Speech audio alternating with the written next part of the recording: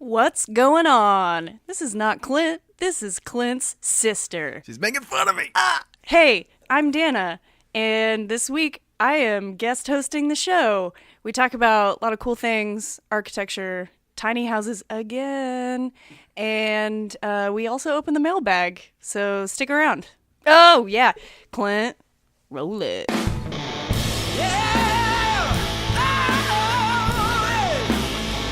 What do you want to talk about? The topic is yours.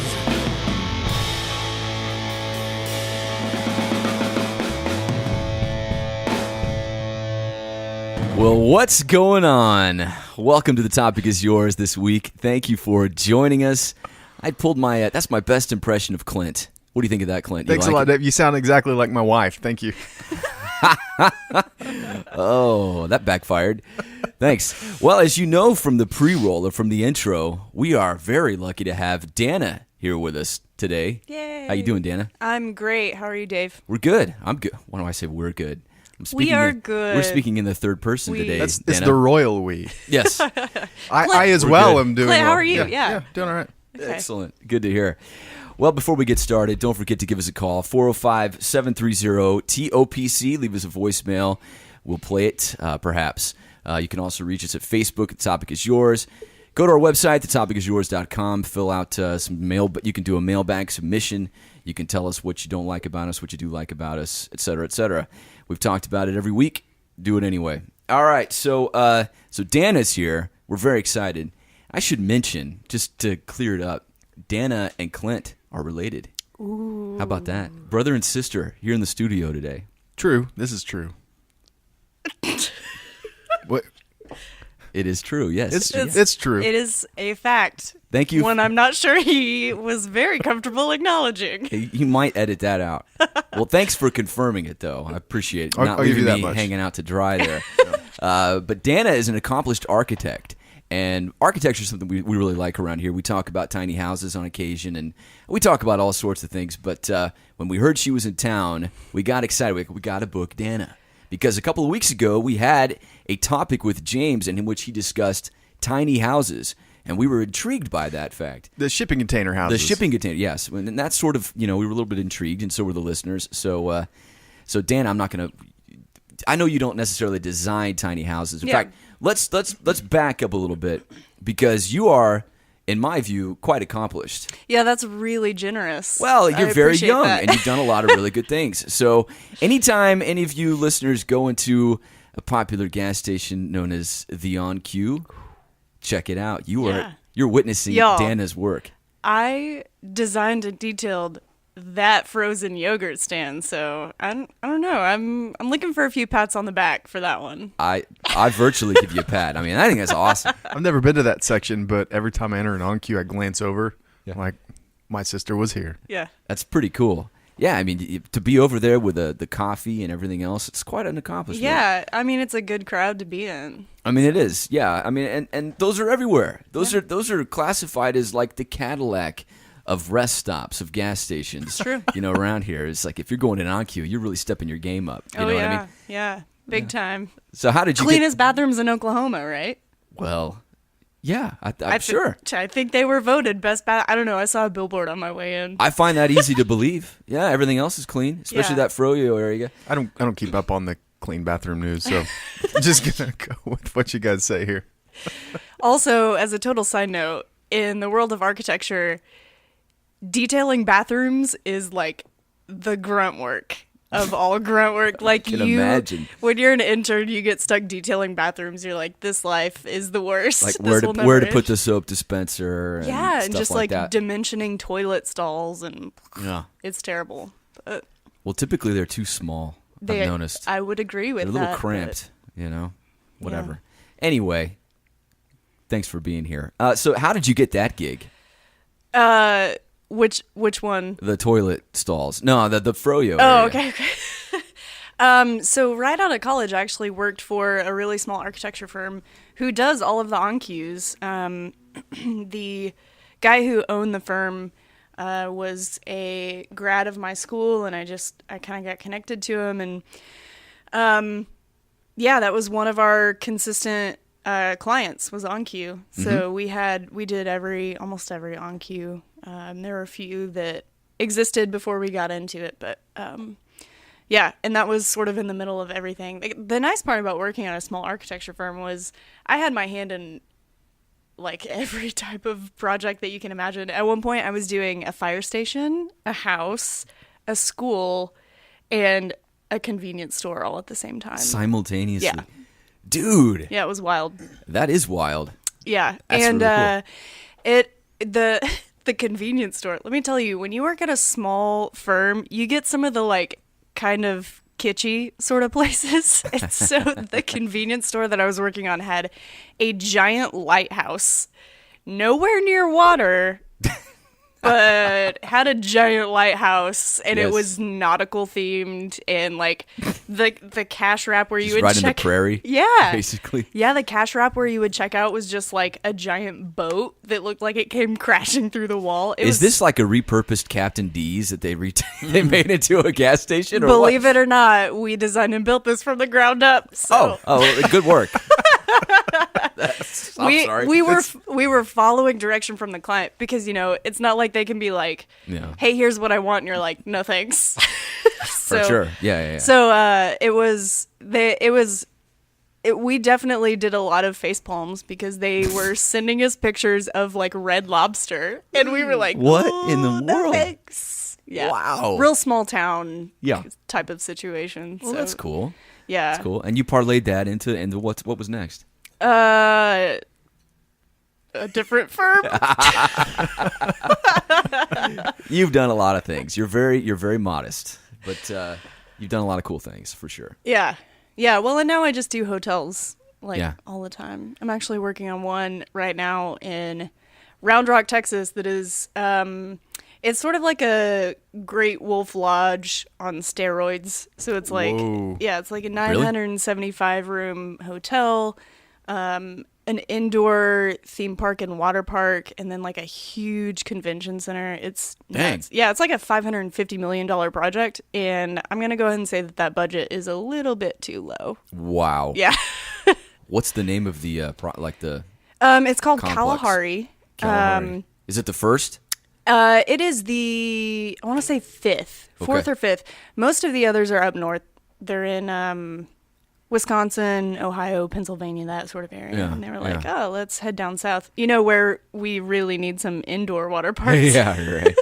Good idea. Yeah, and it's kind of funny because they're so used to the indoor part being just the main pull, and we're trying to explain to them like you can do stuff outdoor also that will pull people in because they're going to be able to use it 9 months out of the year. Yeah. So it's kind of a learning curve for the client, and so it has been really interesting on our side trying to adjust to a lot of that. So Sure. I just ripped out my headphones. No, it's okay.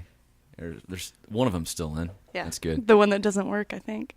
Yeah, thanks a lot for mentioning my jank headphones here on the show. It's cool. We're gonna get some brother and sister brawls here. I'm really hoping. We're wrapping this up. Let's get out of here. I can't wait till segment 2. It's gonna get mean. So, what made you want to become an architect in the first place? That is a great question. One that I am not totally sure how to answer. The paycheck. Definitely not. You would think.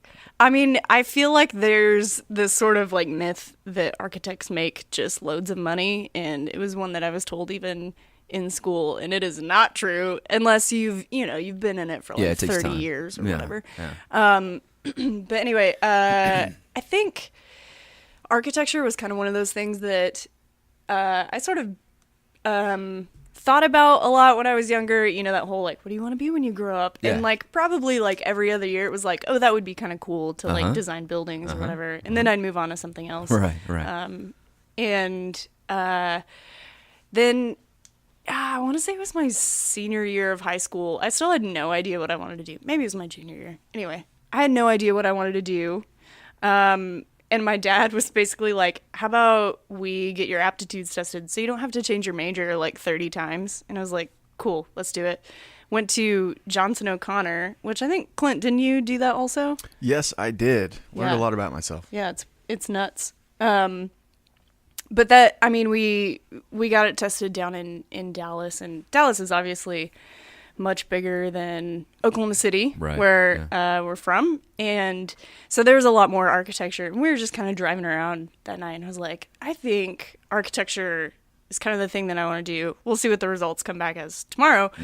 And we went back for the results, and the lady who was telling me about myself, which is always kind of a weird experience, but she was telling me, she was like, here's what you were good at, here's what you weren't good at. All of this basically means that you'd be really great in a career like architecture. How about that? And I was like, what? That like, was perfect. I know, my mind was blown. Yeah. So it's kind of, I mean, I went through school, which was a very painful experience. I've heard. Yeah. And it was obviously didn't have to change my major once, which I think my dad was very grateful for. And it's sort of just the perfect combination of nerdy and artsy, so it works. You know. That's funny that story is really cool. Just how one day it just clicked for you. Yeah. I've got a similar story, not from me, but one of my friends. So I'll back up. My brother used to build houses, and one of my friends was taking a tour of his house when it was in its semi-complete state, you know, and he was just walking through, and all of a sudden it just clicked for him. Like, I am fascinated with how this is put together. I want to become an architect, and that's what he did. You know, it's just one day. You know, it just clicks. So good for you. That's cool. Yeah. That's awesome. Yeah. So we've talked a little bit about you're doing hotels, you've done gas stations, you've done everything in between. You've done fire stations. Yeah. You've done it all. Have you ever designed a tiny home or a stagecoach home, shipping container home? What's the matter with my brain? Stage. Gosh. How about a stagecoach? Tell me about that. I have zero experience on that. All right. Get back to me in a couple of years, and who knows? Yeah. Right. Totally. So I do not have any experience with designing and building tiny houses, shipping container homes myself. What do you think about them? They are fascinating. I love them. I think it's a really fantastic idea, and I think the tiny house movement was kind of born out of a lot of factors, I think. Probably the primary one being the 2008 crash. That happened. Yeah. When, excuse me, when real estate was just like off the charts. And people were in over their heads. Yeah. You know? Yeah, big time. And so tiny houses sort of became like the ultimate in downsizing, right? So it was, I think they qualify tiny houses as really anything under 400 square feet. Okay. Thereabout. Okay. That is tiny. Tiny. Yeah. Wow. And so I think that sort of became a much more manageable situation for a lot of people. They cost anywhere in the neighborhood of $30,000 to $60,000 if you're going pretty modest, and then you can always make it nicer, and it's going to be more expensive. Sure. But even still, that's much less expensive way cheaper than a typical house. Yeah. Yeah. And I think like the average house is something around like 2,000 square feet. So it's a huge difference, much more manageable. And then also for a lot of people, if you don't have the space, you aren't obligated to fill it with stuff. Yeah. And I think that's another factor in the tiny house movement is like everyone's sort of trended over the past couple decades towards this sort of minimalist idea of living. And so the tiny house movement is a really simple solution to that. It's less space, less to fill it with. Right. And so, oh, yeah. Yeah. And I think it's great also for the people who enjoy traveling because they can just pack up and go. So yeah, just pull it with them. Yeah. Yeah. Interesting.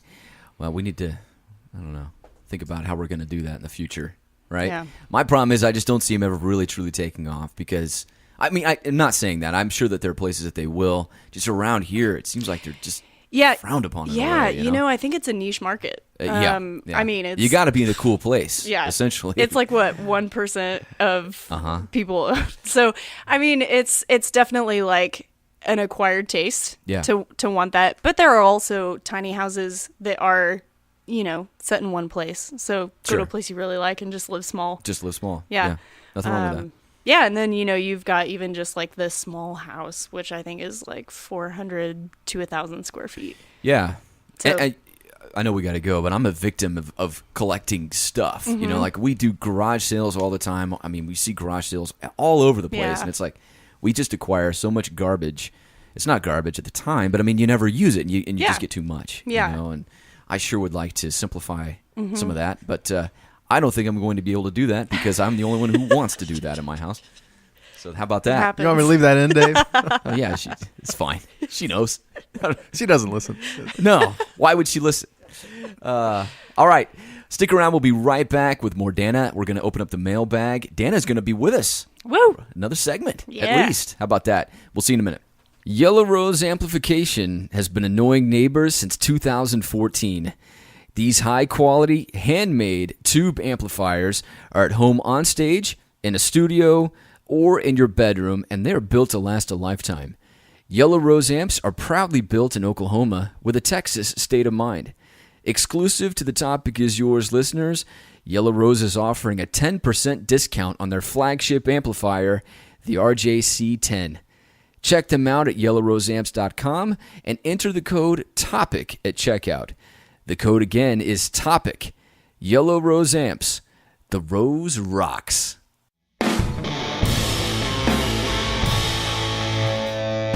And welcome back. Thank you for sticking around. Thank you, Danna. Yeah, my appreciate pleasure. it. My pleasure. Same here. Dave's pledge too. Exactly. I'm feeling cool and young. Just got pledge all around, yo. It's such an old fart, Dave. Oh, Anyway, I hope we sound clip that one constantly. Pleasure all around, yo. oh gosh. We'll cut that out for sure. I'm writing that Gonna one make, down. I know. make that my ringtone. Gosh, man, I'm such a dork. All right, anyway. So I wanted to get back to one of the cool. So again, I go back to Dan is really cool. You've done a lot of really cool things for some nice. You've done a lot of nice work. We kind of joked about the froyo, even though Yeah. I do think that's cool. But there's a lot of cool things you really, truly have done. So talk to me. Yeah. So in my current position, I work for a very large firm. We're headquartered in Dallas, so I live in Dallas, and it's the largest firm in Dallas, and we are worldwide. We've got offices all over the world. Wow. I work in hospitality, so it's a lot of designing and documenting hotels to be built. I tend to work more sort of on the back end of like the putting together all the boring documents of like, here's how this wall meets this window, and here's what this column wrap Yeah, looks but that's like, stuff important like that. stuff. Yeah. Yeah, absolutely. Uh-huh. From a technical aspect, it is really interesting because it's like the nitty gritty of how a building comes together. Yeah. So Uh-huh. that's interesting. But yeah, I've had the pleasure of working on projects all over. Like I've helped out on projects in Irvine, California, Tempe, Nice. Arizona, Denver, Austin. In fact, I recently got to visit the hotel that I spent quite a bit of time on in Austin. It's a Loft Element. It's kind of a dual brand. Oh yeah. situation. Loft is cool. Yeah. There's one here. Did you know? I'm sure. Yeah, Fancy. yeah, that one was recently done. I work think. right next to it. Yeah, yeah, they're really cool. And then Element was like, If you want to find Dave, go to his work. I mean, he's right next I've to heard the- that there's a loft somewhere in the state. somewhere. It would be his pledge if you showed up. Pledge. My pleasure, yo. What can I say? But yeah, that a Loft Element was a lot of fun. And there, I mean, we went and I was down there for a convention, an architecture convention, nerd convention. And we got to go to the bar and, have a drink or two and just kind of walk around. Cause I spent a lot of time in that sort of like Yeah. that little bar sort of patio area that they have. And I did a lot of work in that area. So it was really cool to kind of see, Oh gosh. see your project and see the finished product. And it's really, I don't know. It's a good sense of fulfillment to see it all in the end. And It was really good. And much recommend that place. So if you need a good drink in the Austin area, there's a great Go to bar a there. Loft. Yeah, it's super cool. Nice. Even I knew exactly what was in it, but I walked in and I was like, oh, this Wow. is neat. And it was, Yeah. man, it was crowded. Like there were a lot of people there. So I guess it's pretty popular. Yeah. But keep talking about this. What else you got on this loft or anything else? Before we go there. I mean, that's about the extent of it. But it's just got to be really satisfying because you're dealing with documents and blueprints, like you're saying. I mean, you're explaining how these things all go together. Yeah. And then actually see it. I cannot imagine how fulfilling that must be. But Yeah. it's really cool to think. Yeah, it's wild. And like, especially too, I mean, I have helped out my sort of, I don't want to say pigeonhole. My sort of role in the firm is like, they've really honed me on a lot of the like interior architecture. So, I take a lot of the stuff that the interior designers dream up and then sort of, document it all and sort of make it happen and make it comply to code and all of that sort of stuff. And so it's really cool to go from seeing just these like flat 2D elevations that have no color to them or anything, just like these material tags, and then you walk into a space and it's like full of color and just like it's really satisfying to see it just so much bolder and brighter than what you had even pictured in your mind Right. based on the information that's there. But to so. actually be in that space is Yeah. cool. So this sounds like obviously a really fulfilling, challenging career and very fun. Yeah. So what advice, if we have any young listeners out there who maybe think, hey, I want to be an architect someday, what are some things that they can be doing today or in high school to prepare for such a challenge? What do you think? Yeah. So I think the biggest thing that I would probably tell young people who are interested in it is there's a place for you in architecture. I think whenever I was sort of at the end of high school and deciding what I wanted to do, and then even all through college, I really I had a lot of self-doubt in my capabilities as a future architect because I'm not great at drawing. Like, I'm not overly artistic. Like, I'm just artistic enough. You know what I mean? Sure. And so I got into the field and realized, like, I'm good at doing kind of the stuff that we've talked about, the more like detailing and like the technical aspect. Some people are really great at like the upfront conceptual design and all that kind of stuff. But there's such a wide range of talent in the field. It takes all types. Exactly. And I think it's really easy to get discouraged in that because when you go through school, you know, you don't get to do tons of the back end stuff like the detailing and all that. It's a lot of, you know, 3-week projects and conceptual design and stuff. And so if you aren't super strong in that, stick with it. It's tough. There is a place for you in architecture. I think that's probably the biggest piece of that. Very good advice. Very encouraging. Very good. So I've got something I've been wondering. If Yeah. you let's throw out a hypothetical here. Okay. If you had maybe an unlimited budget and you could go to any location and build any kind of structure you wanted for whatever purpose, what would you want to build? What's your dream build? Oh, man. Oh, I don't know. I think... The fountain drink area at the On-Q? Yeah. Maybe? I think I'd return and do the coffee. Just kidding. That's a really great question. I think I'd probably want to do some sort of church. Yeah. I think that'd be. I mean, I've worked on churches in the past, but it's always, you know, like really standard type religious architecture. Sure, You know, nothing too crazy. Right. But I think it'd be really really satisfying to build just like a really beautiful church or chapel that is simple and beautiful and stirs your emotions and provokes some feeling in you. I don't know. I think that would probably be the direction that I'd want to head. What kind of landscape would you have in mind for that? Gosh. Maybe I should have given you a heads up. I was gonna.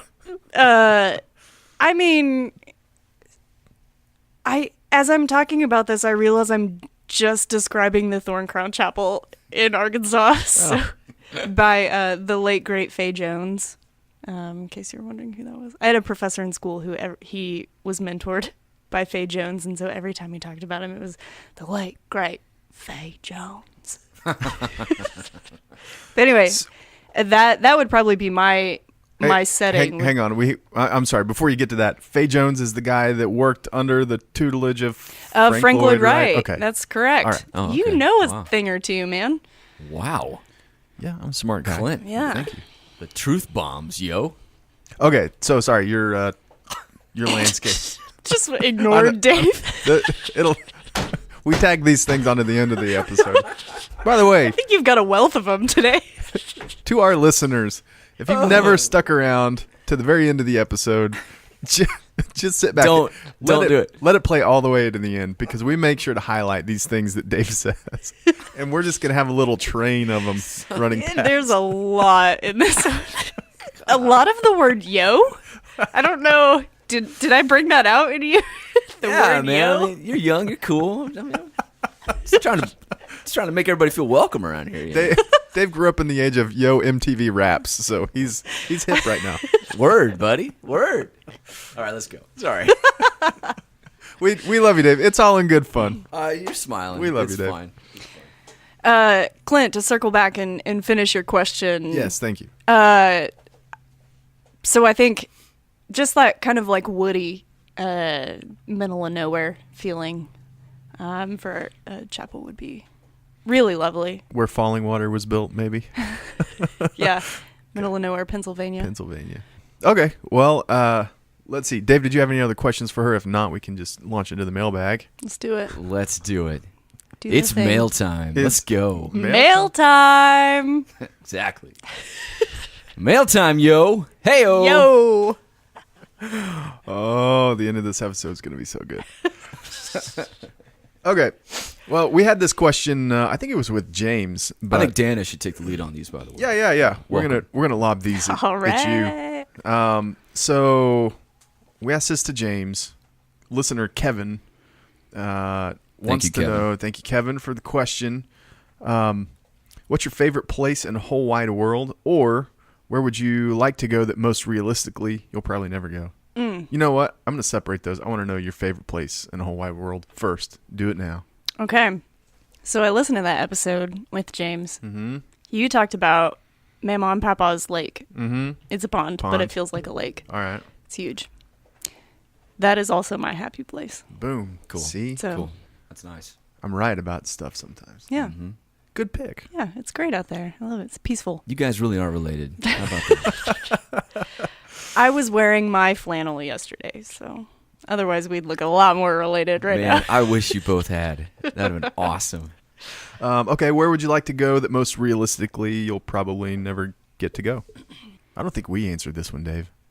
I don't think I asked the second half of this question the other day. I don't So think you can think of it did. too. Okay, so I'm going to have to go with Antarctica. And the reason being, I read a book not long ago, and in the book, they take a cruise to Antarctica, and it only, like, it's, I guess, is a thing that doesn't happen super often or whatever, and you can only do it for a short season, whatever. But it sounds fascinating to be able to just, like, it sounds cold, but it sounds really cool to be able to just be like, yeah, I've been to Antarctica. I don't know. That is cool, yeah. It would be cool. I'm kind of a cold wuss, but I'd like to do that. Yeah. Dave, what about you? I don't even know how to do it, but which is why I'll never go. But I just would like to go like really deep in the ocean, like in a safe environment. Like if I was in some sort of a ship or some sort of bubble, A diving where bell? nothing could get me. Yeah, nothing could get me, and I was very comfortable. It was climate controlled, and I was just chilling out. But I'd like to see some, like really deep water life. How about that? Dave, great answer. Thanks. I'm impressed. Thanks, man. That's some imagination there. Thank you. That terrifies me a little bit. Yeah. I have this like really deep fear of like the bottom of the ocean. Oh, yeah. Like who knows what's hanging out in there. Genuinely though, the bottom of the ocean is a very terrifying concept to me. Oh, yeah. Me too. That's why I'm saying I would need to be totally safe. Yeah. I would never go down there. Well, first of all, I'd be crushed. Yeah. But I don't know.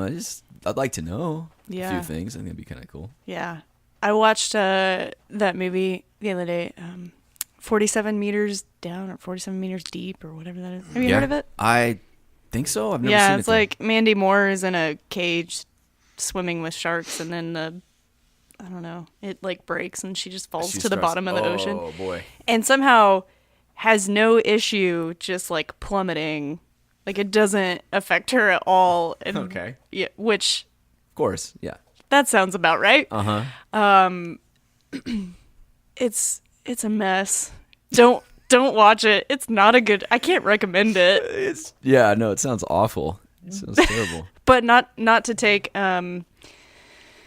what's her name? Courtney. Not to take Courtney's job, but it is on Netflix. So if you felt like Okay. watching a terrible movie and maybe changing your mind about where you'd like to be, I'm surprised she didn't bring it up. Right? She's It such a sounds fan. exactly like something that she'd watch. Breakfast at Tiffany's and 47 meters down. Yeah. Okay, I've got a question here. It says, what is one of your most vivid memories of a teacher from school, either good or bad? Surely you guys have something to say about the teachers. That's tough. I mean, I have a lot of memories, but they're just like super normal things. So it's hard to say. I do remember this one is like really bizarre and not that interesting, but we started having to take Spanish classes in like 3rd or 4th grade. And I remember That's really young. yeah. That's good though. Yeah. We have more Spaniards in this part of the country, Dave. Yeah, I like it. Where I grew up, we didn't have that. I wish I had learned more. Please continue. I'm sorry. Yeah. So the thing that I really liked about Spanish class that young is we sang a lot of songs in Spanish. And so I just vividly remember my Spanish teacher in like 3rd or 4th grade just like singing this song about how she had a headache and needed to call the doctor. And she had like all these hand motions.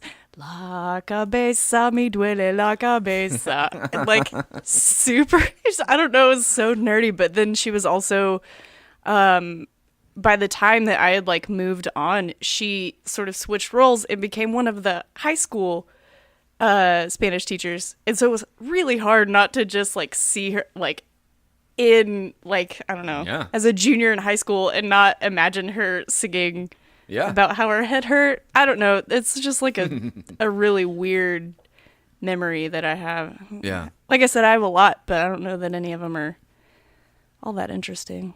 Yeah, I know what you mean.